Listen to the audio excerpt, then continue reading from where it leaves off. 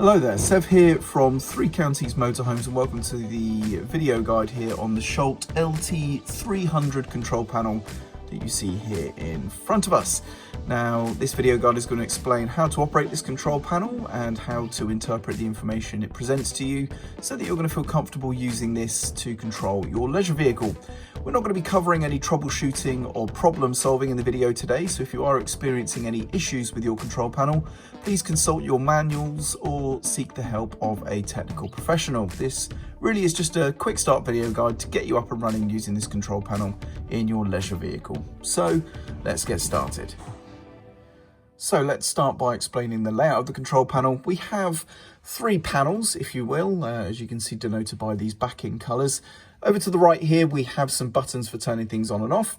We then have a panel for checking your battery levels and a panel for checking your water tank levels.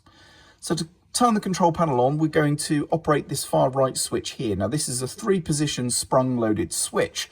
The middle position is where the switch wants to naturally rest, and you can either press it temporarily into the off or the on position, which would perform either of those functions. The control panel is off currently. If I press the on position, you can see the on LED is now illuminated. And I don't know if you could tell, but the lights in the vehicle behind me have come on because the vehicle now has power from its leisure battery. Now, above here, we can see an LED is illuminated next to the words 230 volt. That means that this control panel can tell here that we are plugged into mains electricity. So that's indicated there. Of course, if this light was extinguished, that means mains electricity is not connected. And then here we have a 2-position switch for turning on and off the power to the vehicle's water pump. And when that is on and powered, you can see we also have a corresponding LED illuminated.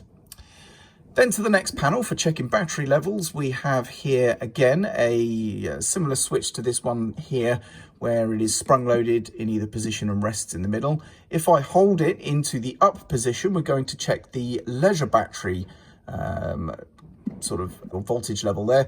And we can tell it's the leisure battery because the battery is in the rear of the vehicle on this symbol. This one at the bottom is for checking the vehicle battery, as you can see just there. So if I hold up there, that's the leisure battery condition. And then if I hold down, that's the vehicle battery condition. Okay, and you have a red, an amber and a green LED accordingly. Similarly, we operate this panel over here. So we are checking water tank levels on this one. The top position is fresh water and the bottom position is wastewater. And we have up to 4 positions to check the level there. So I'm pressing up and holding it there. That is telling me there's a little bit of water there, about 0.25% full in the fresh tank. And then if I hold the bottom position, we're similarly full on the waste tank on this particular vehicle. All right.